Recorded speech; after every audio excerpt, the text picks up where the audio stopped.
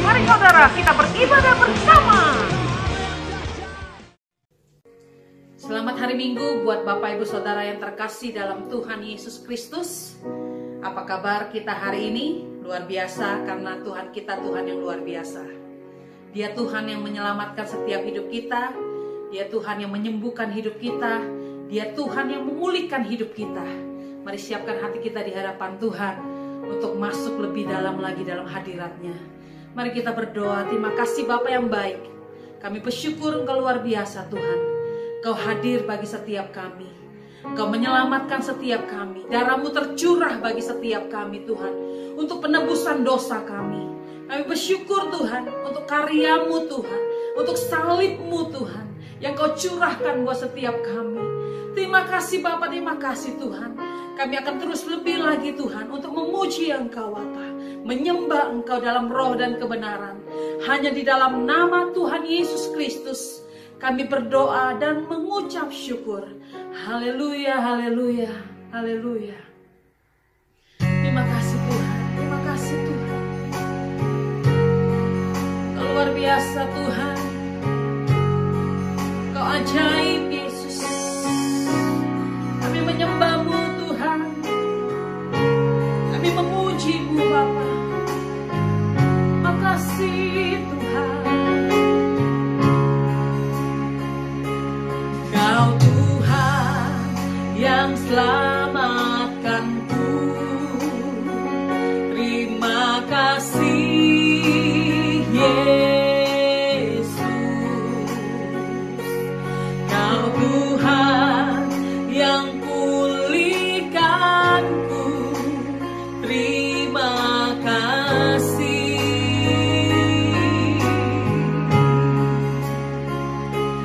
Kau Tuhan yang sembuhkanku. Terima kasih Yesus. Kau Tuhan memberkatiku. Terima kasih.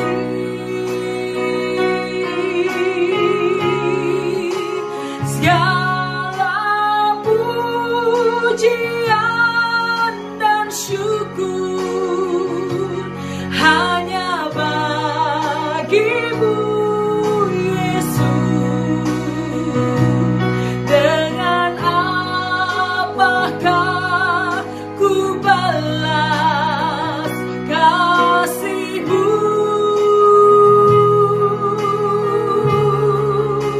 Segala hormat kemuliaan hanya layak bagi-Mu. Ku sembah Yesus seumur hidupku. Nyanyikan dari awal pujian kita. Kau Tuhan yang selamatkanku. Terima kasih Yesus.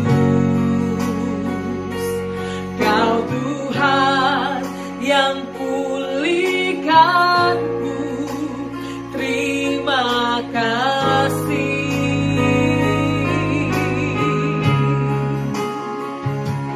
Kau Tuhan yang sembuhkanku. Terima kasih Yesus. Kau Tuhan memberkatiku.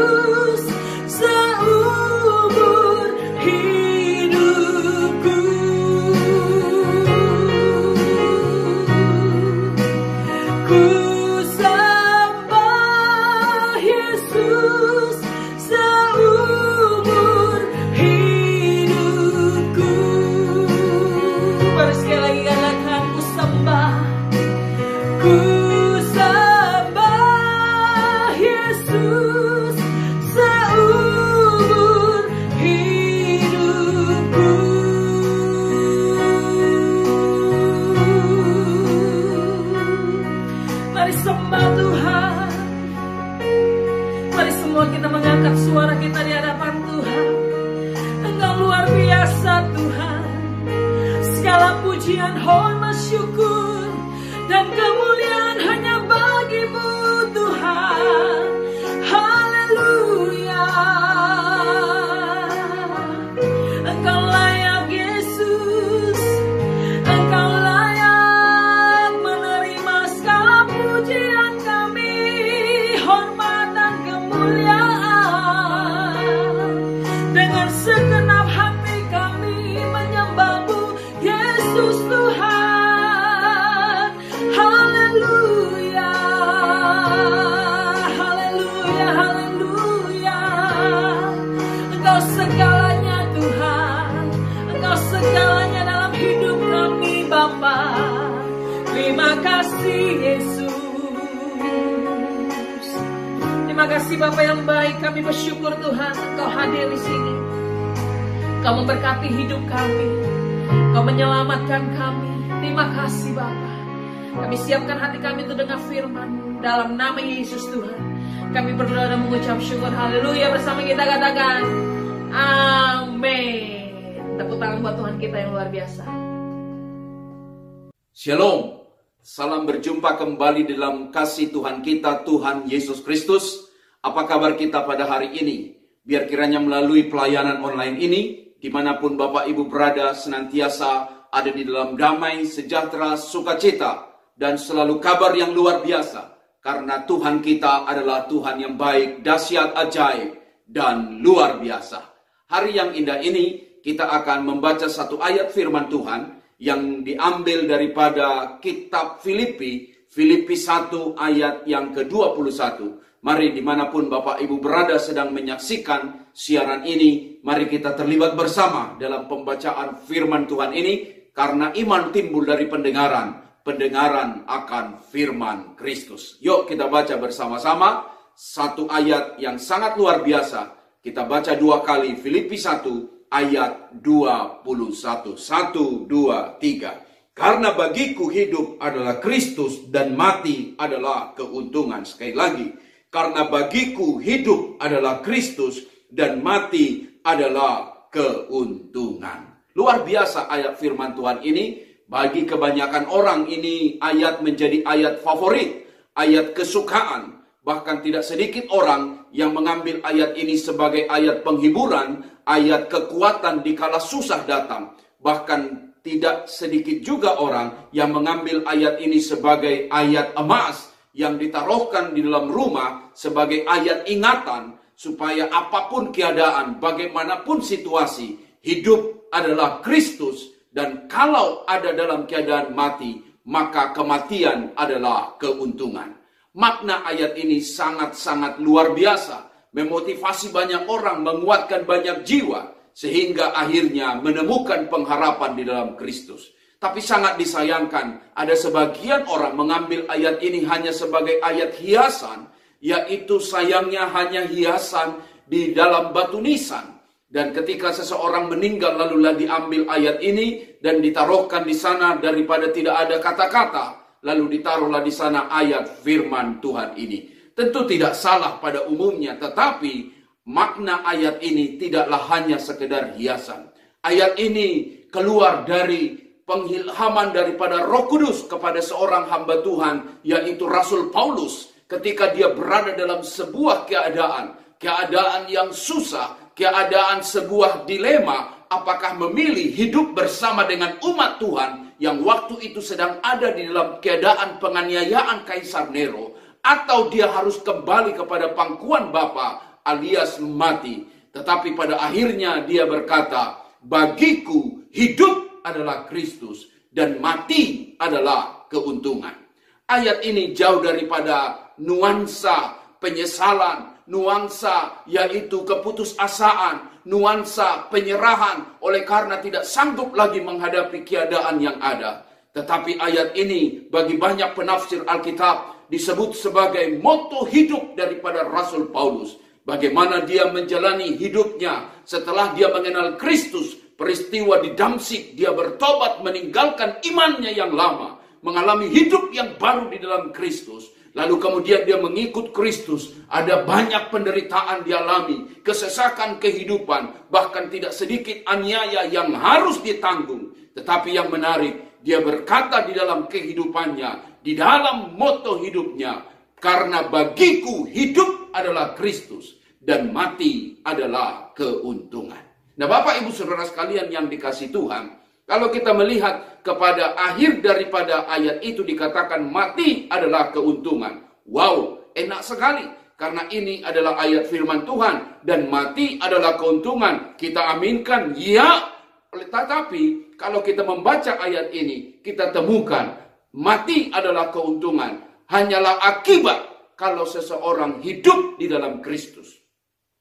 Banyak orang berkata kematian adalah menakutkan. Tentu bagi mereka yang hidupnya di luar Kristus. Tetapi kalau seseorang hidup di dalam Kristus, maka kematian adalah keuntungan. Dia dapat berjumpa dengan Tuhan, lalu kemudian menerima upah dari semua kelelahan dan tugas pelayanannya semasa di bumi. Dan itu adalah sebuah keuntungan besar yang luar biasa yang tidak dapat dikatakan. Tetapi hari ini mari kita konsentrasikan pembahasan kita kepada bagaimana kita hidup di dalam Kristus menurut ayat ini dan menurut Rasul Paulus. Bagi saya minimal ada 3 dari ayat ini yang kita dapat lihat bagaimana hidup di dalam Kristus. Yang pertama, kalau seseorang dikatakan hidup di dalam Kristus, maka hidupnya adalah memiliki karakter Kristus. Ini sangat penting Bapak Ibu Saudara sekalian yang dikasihi Tuhan. Tidak disebutkan di sana hidup karena Kristus, hidup di dalam Kristus, atau hidup dengan Kristus. Tetapi disebutkan satu ayat yang sangat powerful. Hidup adalah Kristus. Berarti sinonim daripada hidup itu adalah Kristus. Dan ketika Rasul Paulus hidup, maka tidak lain tidak bukan. Hidupnya hanyalah untuk Kristus. Di dalam hal ini kita mengerti sungguh, kita ingat kitab Galatia 2 ayat 20 bilang begini. Aku hidup tetapi bukan lagi aku yang hidup, melainkan Kristuslah yang hidup di dalam aku. Berarti sungguh-sungguh Rasul Paulus di dalam hidupnya, dia hidup adalah Kristus. Dia menyadari kalau dulu dia hidup di dalam hukum Taurat, dia hidup di dalam dunia, dia hidup di dalam pola dunia. Tetapi ketika dia dijumpai Kristus dan hidupnya menjadi hamba Tuhan, menarik. Hidupnya adalah Kristus itu sendiri.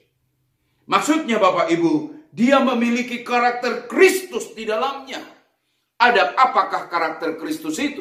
Karakter Kristus adalah mengasihi. Karakter Kristus adalah mengampuni. Dan karakter Kristus adalah merendahkan diri.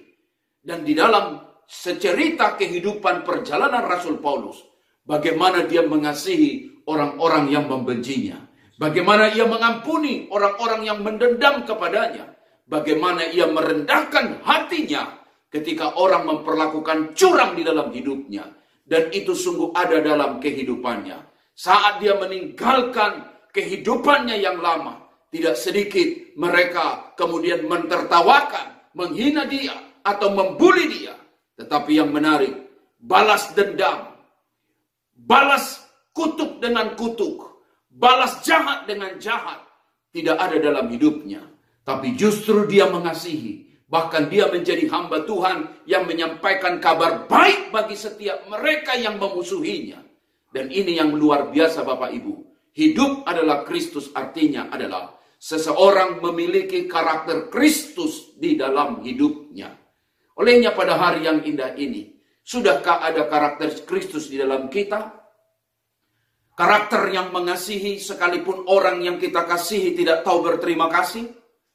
Karakter Kristus adalah karakter yang mengampuni sekalipun orang tersebut layak untuk dihukum dan bukan untuk diampuni. Adakah kita mau merendahkan hati ketika orang mungkin sedang memuji kita, nama kita sedang dinaikkan pada satu level tertentu? Masihkah kita berkata bahwa biarlah aku semakin berkurang dan Kristus semakin bertambah? Nah, saya pastikan Bapak Ibu, ketika hidup adalah Kristus, artinya hidup orang tersebut memiliki karakter Kristus di dalamnya, dan dia hidup adalah Kristus itu sendiri. Menarik, saya mau kisahkan sebuah cerita yang diambil kira-kira tahun 1861. Ini peristiwa yang sangat-sangat lama tentunya. Tetapi ini kisah tentang seorang lawyer, seorang pengacara muda yang pada waktu itu sedang meniti karir. Dan dia sedang menjalani hari-hari kehidupannya sebagai seorang lawyer. Apa yang terjadi Bapak Ibu? Ketika dia sedang menjalankan tugasnya sebagai lawyer dan untuk menyelesaikan sebuah case, lalu kemudian seorang pengacara senior, lawyer senior, menjumpai dia dan memandangnya sangat sinis dan bahkan merendahkannya serta tidak mempedulikannya. Apa yang menarik? Suatu ketika dia terdiam sejenak oleh karena perlakuan yang tidak baik tersebut. Dihina, direndahkan, lalu kemudian tidak dianggap. Tetapi ada satu niat di hati untuk kelak dia bercita-cita ingin menjadi lawyer, pengacara yang terkenal. Namun yang menarik Bapak Ibu, cita-cita dan impiannya tidaklah terwujud menjadi seorang lawyer yang dikagumi, lawyer handal yang sungguh hebat reputasinya. Tapi yang menarik adalah dia akhirnya tidak menjadi lawyer, tapi dia menjadi Presiden Amerika Serikat. Dan dia menjadi presiden yang dilantik untuk memimpin sebuah negara. Apa yang kemudian terjadi? Ketika dia bertemu dengan pengacara lawyer yang senior tersebut saat dia menjadi presiden, dia tidak membalas jahat dengan jahat. Dia tidak membalaskan apa yang pernah diperbuat oleh lawyer senior itu. Tidak ada dendam padanya. Tapi justru lawyer yang senior itu, sekalipun dia seorang presiden, ada kuasa untuk membalaskan apa yang pernah dibuat. Justru mengangkat si lawyer senior itu menjadi seorang sekretaris perangnya untuk membantu di dalam dia memimpin negara Amerika Serikat.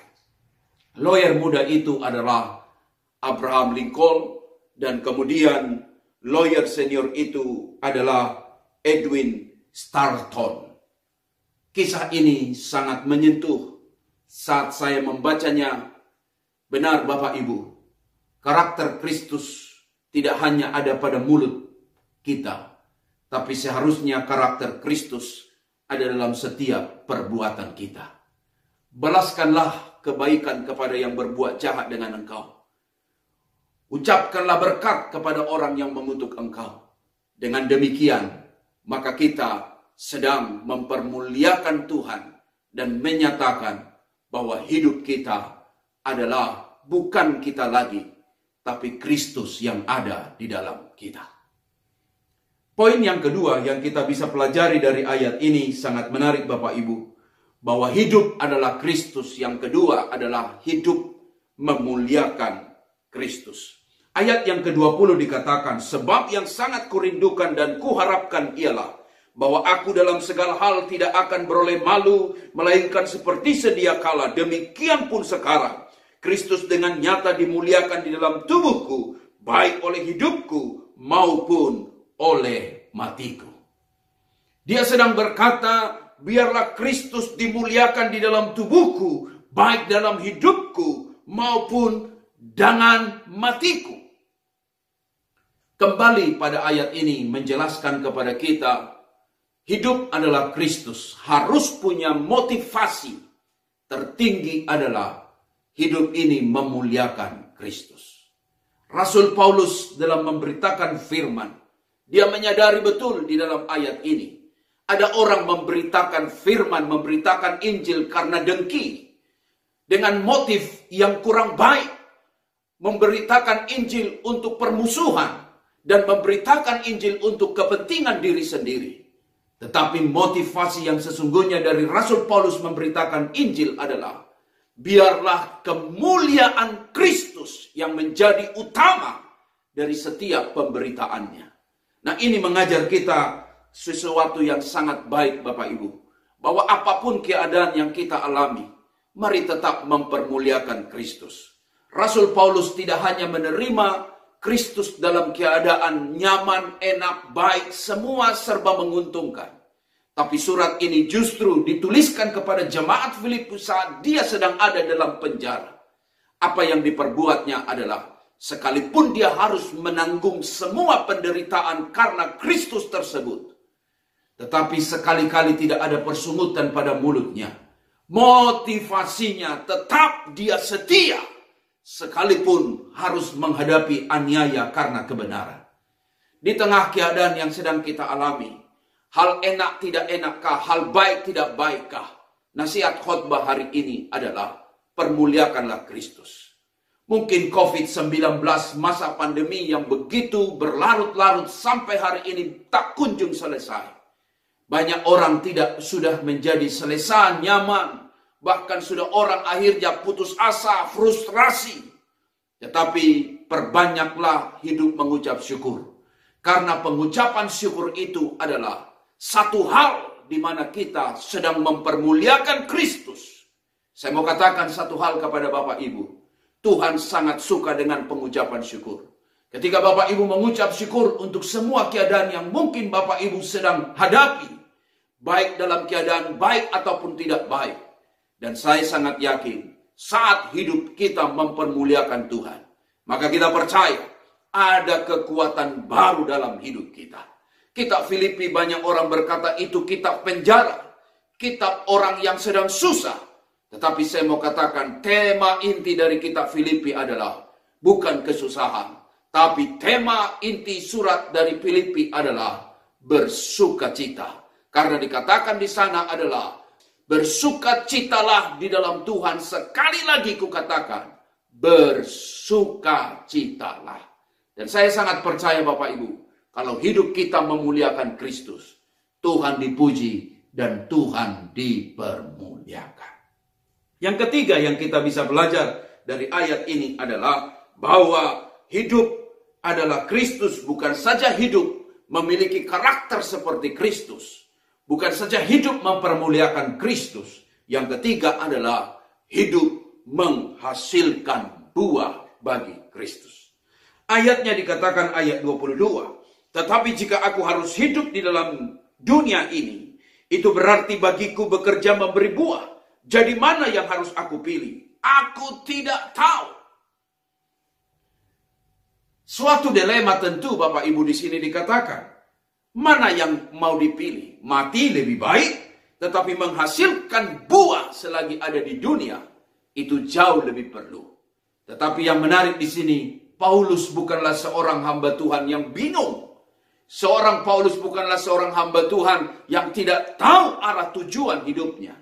Tetapi dia tahu kalau dia masih diberikan kesempatan hidup, maka hidup adalah Kristus dan hidup itu adalah menghasilkan buah bagi Kristus. Dalam kalimat lain sederhana, menjadi orang Kristen adalah tidak harus menunggu mati dan kita masuk surga. Tapi menjadi orang Kristen adalah kita harus menjadi produktif di semua situasi keadaan yang ada. Tahukah Bapak Ibu, hidup yang kau miliki adalah hidup yang luar biasa. Iman yang kita miliki adalah iman yang tidak tergoncangkan. Dan saya sangat yakin situasi apapun yang sedang kita alami, saya sangat percaya hidup yang produktif selalu ada dalam hidup kita. Hasilkan buah-buah kehidupan Kristen. Hasilkan karya-karya yang ilahi. Hasilkan sesuatu yang Yesus dipermuliakan.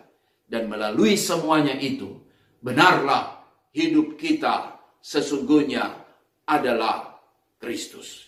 Saya sangat percaya ayat firman Tuhan ini satu kekuatan yang luar biasa. Bukan hanya sebuah hafalan. Bukan hanya sebuah ayat yang kita bisa taruh di dinding rumah kita. Tapi ayat firman Tuhan ini adalah ayat yang menjadi moto, ayat menjadi lifestyle hidup kita. Disebutkan di sana, karena bagiku hidup adalah Kristus dan mati adalah keuntungan. Kita tidak perlu ceritakan apa itu kematian. Karena kematian itu sudah jelas hasilnya keuntungan. Kalau hidup kita adalah Kristus. Tuhan memberkati Bapak Ibu. Biarlah firman Tuhan ini menguatkan kita di hari yang indah ini. Mari kita satukan iman. Kita datang pada Tuhan di dalam doa. Bapa yang baik, di dalam nama Yesus Kristus, terima kasih untuk firman-Mu yang dahsyat, ajaib, luar biasa ini. Menguatkan kami untuk senantiasa hidup ini, kami arahkan hanyalah kepada Kristus. Terima kasih untuk karya penebusan-Mu, sehingga setiap kami diangkat Tuhan dari lembah dosa, lalu kemudian dibawa kepada kemuliaan Kristus. Dan hari ini kami pastikan hidup kami adalah Kristus. Dan ketika hidup kami adalah Kristus, kami belajar di dalam firman ini ciri-cirinya adalah orang tersebut memiliki karakter Kristus. Orang tersebut memuliakan nama Kristus. Orang tersebut menghasilkan buah-buah di dalam setiap kehidupannya. Terima kasih untuk hari yang indah ini. Materaikanlah firman-Mu bagi setiap umat-Mu yang hari ini sedang menghadapi keadaan apapun. Hamba berdoa kekuatan dari Tuhan menjamah dan kuasa Allah menyentuh setiap hidup mereka dalam nama Yesus Kristus. Kami percaya setiap kali kami mengamenkan firman ini, maka firman itu tidak pernah kembali dengan sia-sia. Dan kami pastikan Tuhan, Engkau adalah kehidupan kami. Yesus adalah kehidupan kami. Apapun tidak akan dapat mengganggu iman kami, menggugat iman kami. Kami akan hidup dalam pengucapan syukur. Karena pengucapan syukur itu adalah sesuatu hal yang Tuhan sukai. Terima kasih Tuhan melalui firman yang singkat ini. Masing-masing kami dikuatkan. Dan kami percaya ada mujizat dalam nama Yesus. Bagi setiap kami yang sedang lemah tubuh dan sedang memerlukan dukungan doa. Hari ini aku berdoa di dalam nama Yesus Kristus. Hidup kami bukanlah untuk penyakit. Hidup kami bukanlah untuk akhirnya kami masuk di rumah sakit. Tapi hidup kami adalah Kristus. Olehnya Bapa, hamba imankan dan aku yakin semua umat-Mu yang hari ini sedang berdoa bersama, biar mengalami kesembuhan dari Engkau di dalam nama Yesus Kristus. Dan kami yakin firman yang dahsyat ajaib itu telah Kau sampaikan, dan kami yakin Tuhan, Engkau Tuhan yang ajaib, Tuhan yang luar biasa, yang telah bersabda buat setiap kami. Bagi-Mu puji, bagi-Mu sembah dalam nama Yesus. Kami berdoa bersyukur. Bersama kita katakan, amin. Tuhan Yesus memberkati semua kita. Amin. Diberi kuasa dari Raja Mulia, menaklukkan musuh di bawah kakiku. Ku pakai kuasa dari Raja Mulia. Bila Allah ada bersamaku, siapa jadi lawanku? Sungguh besar Kau Tuhanku, Engkau perisai hidupku. Ku berdiri dengan iman. Bapak Ibu Saudara sekalian yang dikasihi dan diberkati Tuhan, mari kita akhiri ibadah kita di dalam doa. Mari angkat wajahmu kepada Tuhan, kedangkan tanganmu. Bawalah pulang segala berkat yang datang dari Allah Bapa, kasih daripada Tuhan Yesus Kristus, pengurapan penyertaan Allah Roh Kudus, menyertai keluar masuk hidupmu mulai hari ini, besok kekal, sampai Maranatha. Berkat Tuhan atas hidupmu, keluargamu, pekerjaanmu, dan hidupmu diberkati untuk menjadi saluran berkat. Dalam nama Yesus, nyanyi lagu kemenangan iman kita. Haleluya. Aku punya Tuhan yang besar, yang telah berjanji dan sanggup menggenapi. Imanku bersepakat percaya kuasanya. Ku terima sekarang kemenangan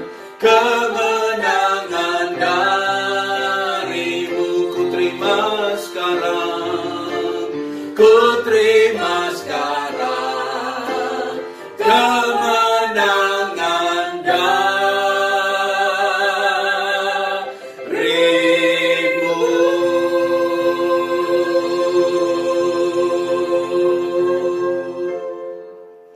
Tuhan memberkati.